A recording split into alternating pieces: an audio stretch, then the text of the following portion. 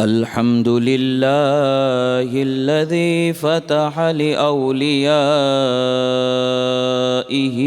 أبواب الوسائل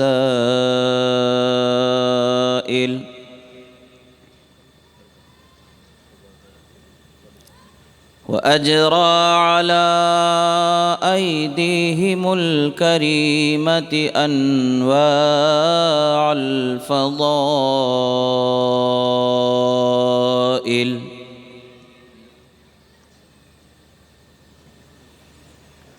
فمن اقتدى بهم نال من الله سبحانه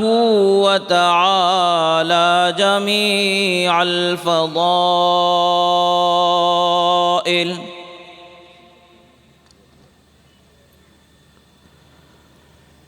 ومن حاد عن طريقهم انتكس وصار من أهل الرذائل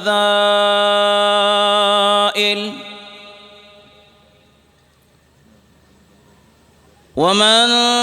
تمسك بأذيالهم أفلح وأدرك فخر الفضائل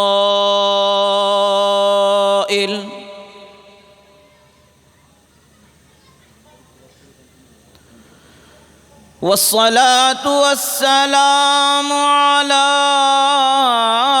نور الوحدانية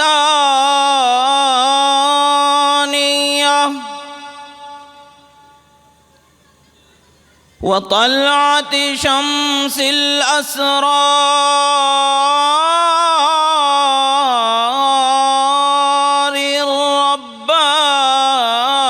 الربانية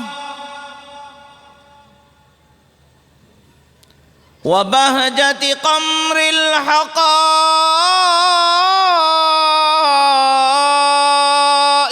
الصمدانية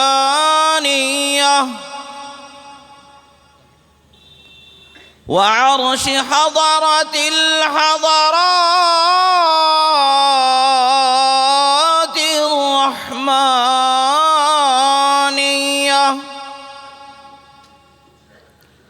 سيد الأنبياء والمرسلين إمام الأولين والآخرين الذي من قال كنت نبيا وآدم بين الماء والطين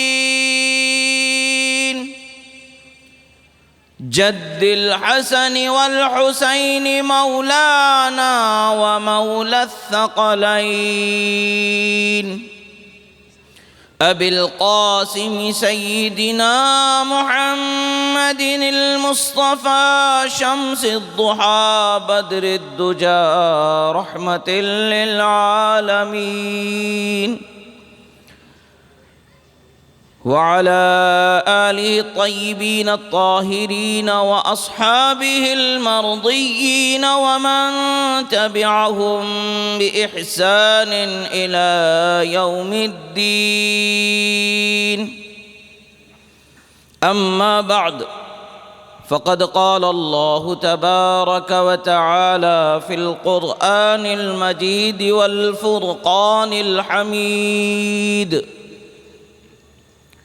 أعوذ بالله من الشيطان الرجيم بسم الله الرحمن الرحيم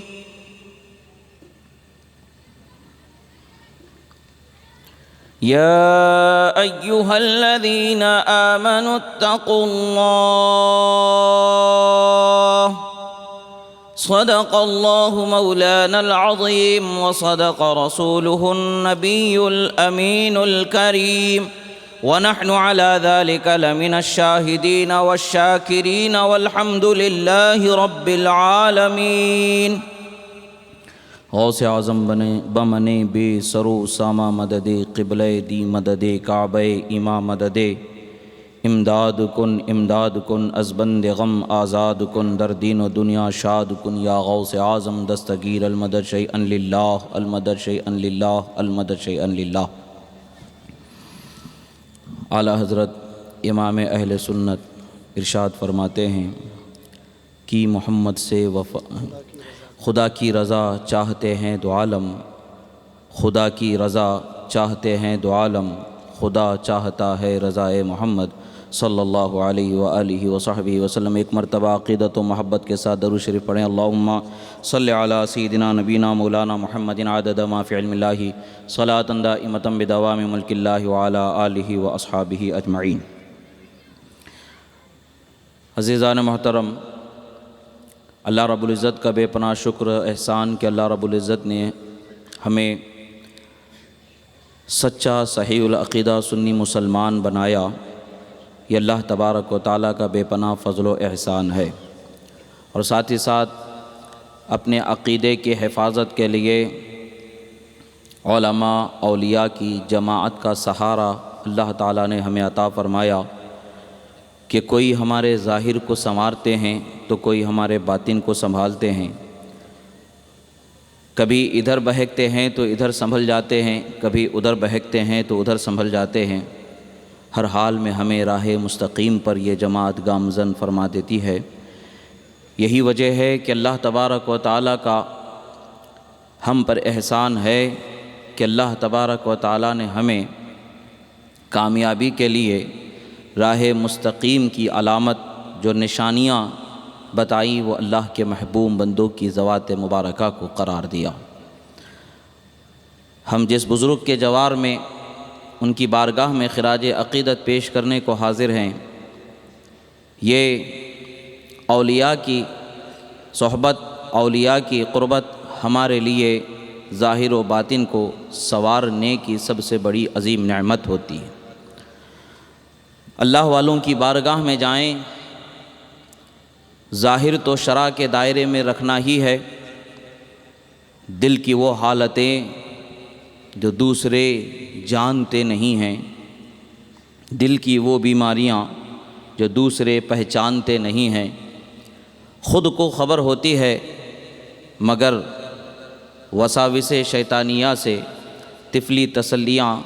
خود کو دے کر کے اس کی اصلاح سے ہم غافل ہوتے ہیں۔ جب ان کی بارگاہوں میں حاضر ہوتے ہیں، ایک عظیم نظر ان کی پڑتی ہے تو دل کی دنیا کو اللہ تبارک و تعالیٰ بدل دیتا ہے۔ اس لیے کہ اولیاء صالحین کے قلوب کو اللہ تبارک و تعالیٰ انبیاء کرام کے قلوب سے وابستہ فرما دیتا ہے، اور انبیاء کرام کے قلوب پر انوار و تجلیات کا نزول ہوتا ہے۔ چونکہ انبیاء کرام اللہ کی مخلوق میں عظیم ہستیاں ہیں، انہیں سب سے اکمل و اعلیٰ بنایا جاتا ہے۔ ہر نبی اکمل و اعلیٰ ہے، اور تمام انبیاء کے سردار ہمارے آقا و مولا صلی اللہ تعالی علیہ وسلم ہیں۔ رسول اکرم صلی اللہ تعالی علیہ وسلم کے قلب اطہر پر انوار و تجلیات کا نزول ہوتا ہے۔ اولیاء کرام ارشاد فرماتے ہیں کہ انسان کو اللہ رب العزت کے حقیقی سرمدی نعمتوں سے مالا مال ہونے کے لیے اپنے دل کو صاف رکھنا ضروری ہوتا ہے۔ جب دل کو صاف رکھا جاتا ہے تو اللہ کی رحمتیں نعمتیں جب اس میں بسنے لگتی ہیں تو اس کے وجود کو ان نعمتوں کے اثر سے اس قدر مؤثر بنا دیا جاتا ہے کہ وہ جہاں ہوتا ہے وہاں رحمتوں برکتوں کا نزول ہونے لگتا ہے۔ سبحان اولیاء کاملین کے قلوب آخر رسول اللہ صلی اللہ تعالی علیہ وسلم سے وابستہ ہوتے ہیں تو کیسے ہوتے ہیں؟ بزرگوں نے ارشاد فرمایا کہ جب بندہ رسول اکرم صلی اللہ تعالی علیہ وسلم پر یا انبیاء کرام پر درود و سلام کے نذرانے پیش کرتا ہے تو اس بندے کے قلب کو انبیاء کرام کے قلوب سے جوڑ دیا جاتا ہے، اور جو انوار و تجلیات جو اللہ رب العزت کی بارگاہ سے قلب نبوی پر نازل ہوتی ہیں، ان انوار و تجلیات کو رسول اللہ صلی اللہ تعالی علیہ وسلم انبیاء کرام کے قلوب کی برکتوں سے عام انسانوں کے قلوب پر اس کا اثر ہونے لگتا ہے۔ اس لیے کہ عام انسانوں کے دل اس لائق نہیں ہوتے ہیں کہ وہ انوار و تجلیات کا اثر برداشت کر سکیں، براہ راست وہ اثر کو برداشت نہیں کر سکتے۔ اسی طریقے سے مثال کے طور پر علماء اولیاء فرماتے ہیں کہ جیسے پانی کے بھرے برتن پر سورج کا اثر پڑتا ہے،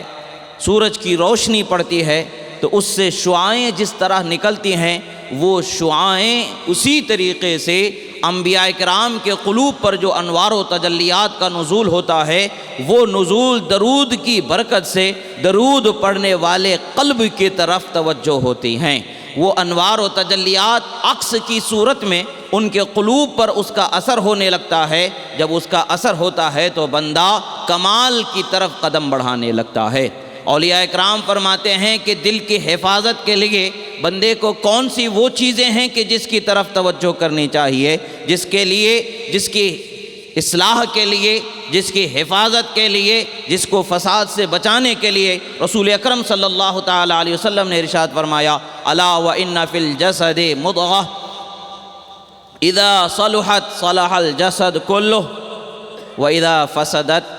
فسد الجسد کلہ الا وہی القلب، او کما قال رسول اللہ صلی اللہ تعالی علیہ وسلم۔ فرماتے ہیں کہ رسول اکرم صلی اللہ تعالی علیہ وسلم نے ارشاد فرمایا کہ لوگوں سنو، تمہارے بدن میں ایک گوشت کا ایسا ٹکڑا ہے جو سنبھل جائے، سدھر جائے، پاکیزہ ہو جائے تو پورا بدن پاک ہو جائے، پورا انسان سدھر جائے، اور اگر وہ بگڑ جائے تو پورا بدن بگڑ جائے، پورا انسان بگڑ جائے۔ وہ کیا حصہ ہے؟ ارشاد فرمایا الا وہی القلب، فرمایا کہ جان لو کہ وہ تمہارا دل ہے، اور دل کو بدن پر اللہ تبارک و تعالیٰ کی طرف سے یہ طاقت حاصل ہے کہ بدن کے سارے اجزاء دل کے تابع ہوتے ہیں، دل کا فرمان، دل کا حکم ان پر جاری ہوتا ہے، خواہ وہ دیکھنا ہو، خواہ وہ سننا ہو، خواہ وہ ہاتھ بڑھانا ہو یا قدم بڑھانا ہو۔ حاصل یہی ہے کہ دل کو انسان کے بدن پر حاکم بنایا گیا ہے۔ جب اس کو سنبھال لیا جاتا ہے، جب وہ سنبھل جاتا ہے تو انسان کا پورا بدن سنبھل جاتا ہے۔ پتہ یہی چلتا ہے کہ انسان کے دل کو سنبھالنا سب سے بہت ضروری ہے۔ اسی لیے کہا گیا دلا نزد کسے بھی نشیں کے او از دل خبردارت، اے دل کسی ایسے کی صحبت اختیار کر کہ تیرے دل کی بیماریوں کا اسے پتہ ہو جائے، تیری بیماریوں کا اسے پتہ ہو جائے۔ حضرت شیخ ابو مدین شعیب رضی اللہ تعالیٰ عنہ ارشاد فرماتے ہیں ما لذت العیش الا صحبت الفقراء هم السلاطین والسادات والامراء فاصحبهم وتأدب معهم وخلی حظک مہما خلفوک ورا۔ فرماتے ہیں اے لوگوں سنو، اگر زندگی کا لطف تم پانا چاہتے ہو، اگر زندگی کا ذائقہ تم پانا چاہتے ہو، اگر زندگی کو کامیابی کے ذائقے سے آشنا کرانا چاہتے ہو تو اللہ والوں کی صحبت اختیار کر لو۔ حقیقت میں وہی سادات ہیں، حقیقت میں وہی سلطان ہیں، اس لیے کہ تم اپنے سلطان کو یعنی اپنے دل کو جب سلطان کے حوالے کر دیتے ہو تو وہ اس کی اصلاح کر کے تمہارے سلطان کو حقیقت میں سلطان بنا دیتے ہیں۔ سبحان اللہ۔ اور پھر فرماتے ہیں کہ ان کی بارگاہ میں جب بھی حاضر ہو با ادب حاضر ہو جانا، با ادب حاضر رہنا، اور جب بھی ان سے دور ہونے کے لیے وسوسے تمہیں دور کرنے کی کوشش کرے ان خیالات کو دور پھینک دینا اور ان کی صحبت کو ہمیشہ اختیار کرتے رہنا۔ اور پھر فرماتے ہیں ولازم الصمت، فرماتے ہیں کہ جب ان کی بارگاہ میں بیٹھو تو زبان درازی نہ کرو، باادب ہو کر کے بیٹھو اور خاموشی اختیار کر کے بیٹھو، اگرچہ وہ تم سے سوال کریں ان سئلت فقل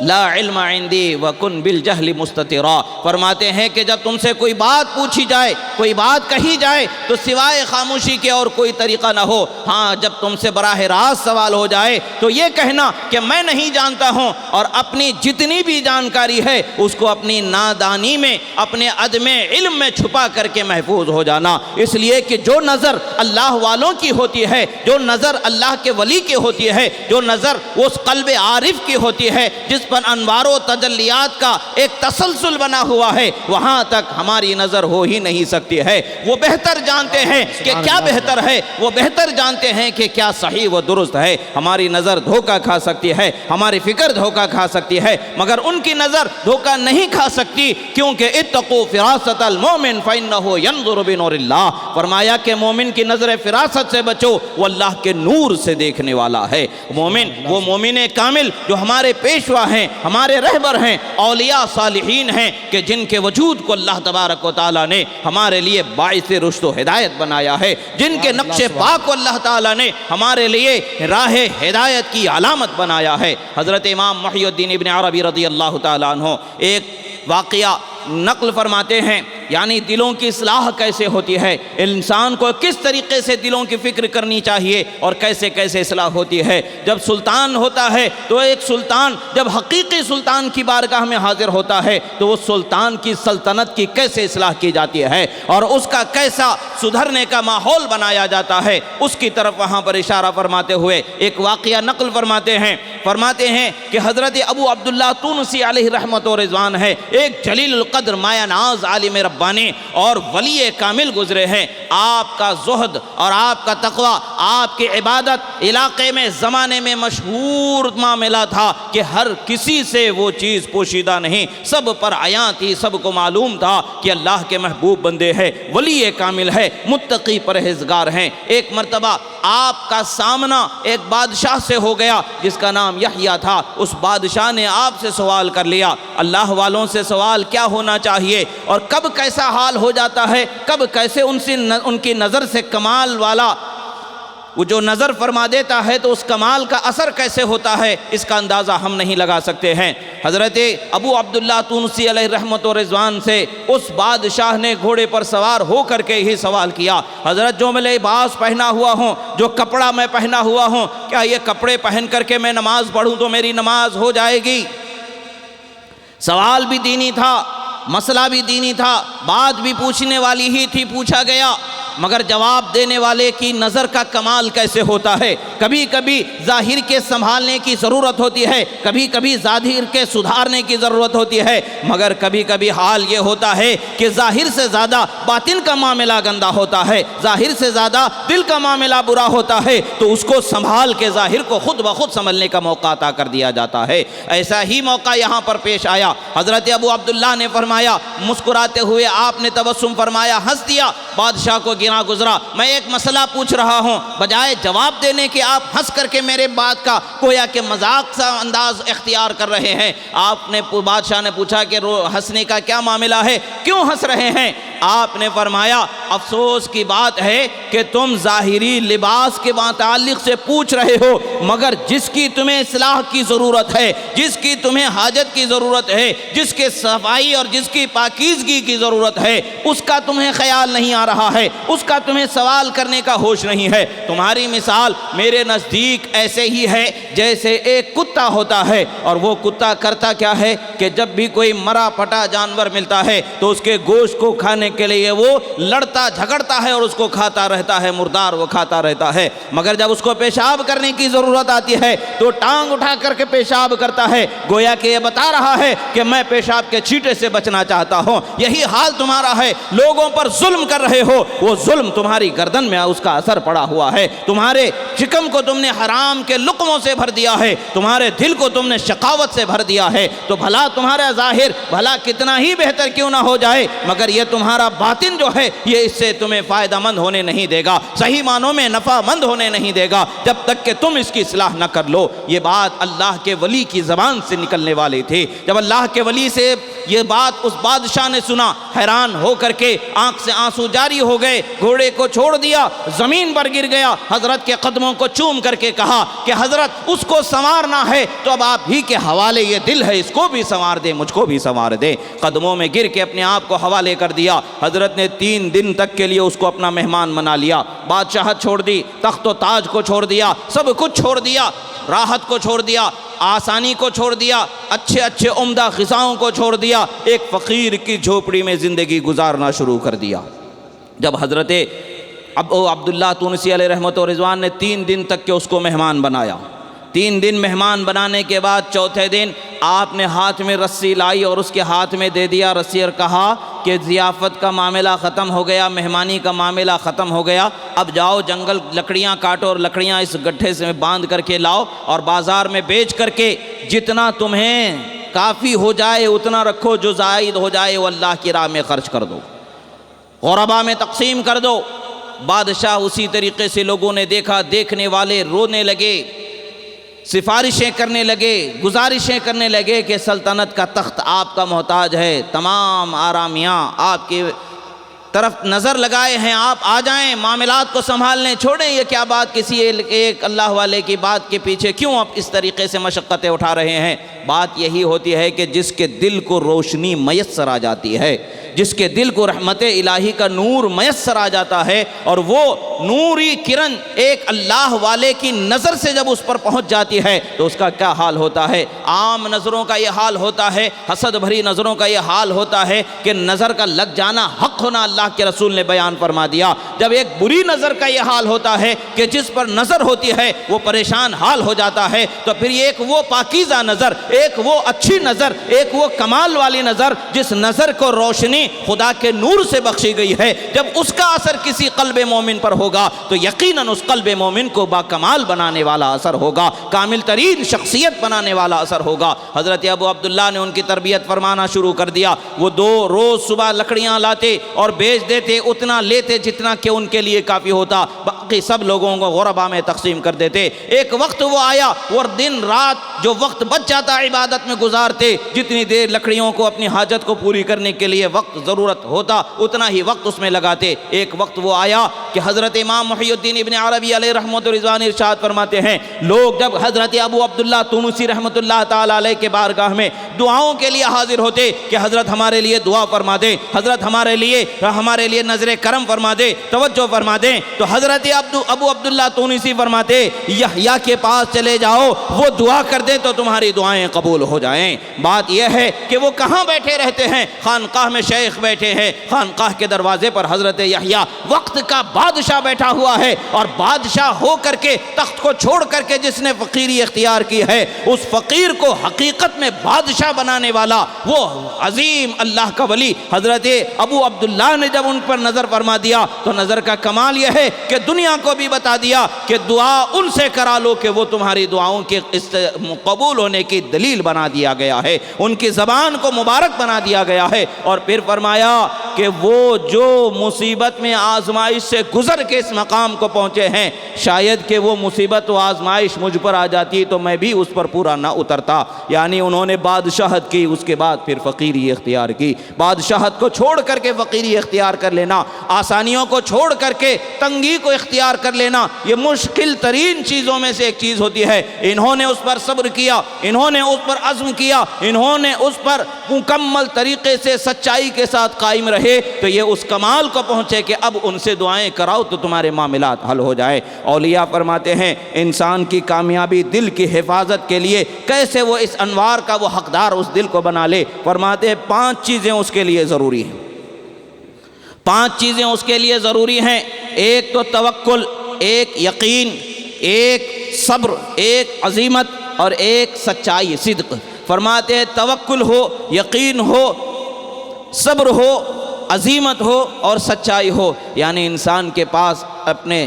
اصلاح کے لیے یہ اوصاف میں سے کوئی وصف اگر کم ہے تو اسے توجہ کی ضرورت ہے، اپنی اصلاح کے لیے دیکھنے کی ضرورت ہے کہ کون سا عظیم وصف مجھ سے دور ہوا ہے، کون سی وہ خاصیت مجھ سے دور ہوئی ہے۔ جب ان 5 اوصاف میں وہ اپنے آپ کو مضبوط کرنے والا ہو جاتا ہے، اب جب وہ راہ خدا میں قدم بڑھاتا ہے، سلوک اللہ کی منزلوں کو جب وہ طے کرنے لگتا ہے تو اللہ رب العزت کی بارگاہ سے انعامات و اکرامات کے دروازوں کو کشادہ کر دیا جاتا ہے۔ عزیزان محترم، اللہ تبارک و تعالیٰ نے ہمارے لیے دین کو بہت آسان رکھا ہے، ہمارے لیے راہ مستقیم کو بہت آسان رکھا ہے۔ ہمیں کٹھن زندگی، پریشانی کی زندگی، تکلیف کی زندگی نہیں، بس صرف اتنا اختیار کرنا ہے کہ خدا جس پر راضی ہو ہم اس پر راضی ہو جائیں۔ خدا جو چاہے وہی ہماری چاہت، خدا جو نہ چاہے وہ ہماری چاہت نہ ہو، یہی ہماری کیفیت ہونی چاہیے۔ جب توکل کی بات آتی ہے، جب اولیاء نے فرمایا توکل کو سب سے پہلے انہوں نے ذکر فرمایا، اور توکل کی جب بات آ جاتی ہے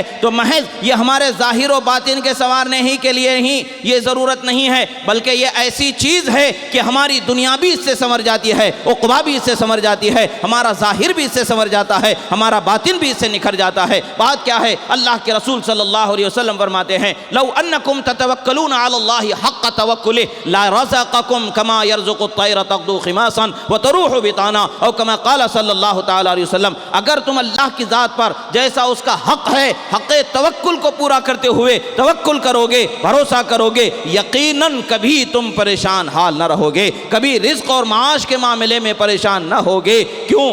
نہیں دیکھتے کہ ایک پرندہ صبح اپنے گھونسلے سے نکلتا ہے اور وہ گھونسلے سے نکلتے وقت خالی پیٹ ہوتا ہے، جب وہ واپس اپنے گھونسلے کی طرف آتا ہے تو اس کا حال یہ ہوتا ہے کہ بھرے پیٹ سے وہ واپس آتا ہے۔ شرط اتنی ہے کہ ہمیں اللہ کی ذات پر بھروسہ ہونا چاہیے، اور بھروسہ ایسا کہ وہ ایسا یقین ہو کہ یقیناً خدا ہمارا رزق ہمیں ضرور عطا فرمائے گا۔ مگر جب یہاں ہم ڈگمگاتے ہیں تو حرام کی طرف نظر بڑھنے لگتی ہے، ہر اس چیز کی طرف ہمارے ہاتھ بڑھنے لگتے ہیں جو ہمارے لیے منع ہوتا ہے یا حرام ہوتا ہے یا لینا جائز نہیں ہوتا ہے، اس کی طرف بھی ہم سمجھتے ہیں کہ ہم مجبوری میں بڑھتے چلے جا رہے ہیں، مگر یہ ہمارے لیے مصیبت کی بات ہوتی چلی جاتی ہے۔ یاد رکھیں، اللہ کے رسول صلی اللہ تعالی علیہ وسلم نے فرمایا ہے کہ انسان کا رزق اس کے پیچھے پیچھے چلا آتا ہے جیسے موت بھاگنے والے کے پیچھے پیچھے چلی آتی ہے۔ بھاگنے والا جیسے اپنے موت سے نہیں بچ سکتا ہے، ویسے ہی رزق جو اللہ تعالیٰ اس بندے کو عطا فرماتا ہے وہ رزق اس تک ضرور پہنچ کر کے ہی چکے گا، بھلے وہ رزق سے بھاگنے والا ہو، بھلے وہ دور جانے والا ہو، جتنا بھی بھاگ لے وہ رزق اس کو پہنچ کر کے ہی رہتا ہے۔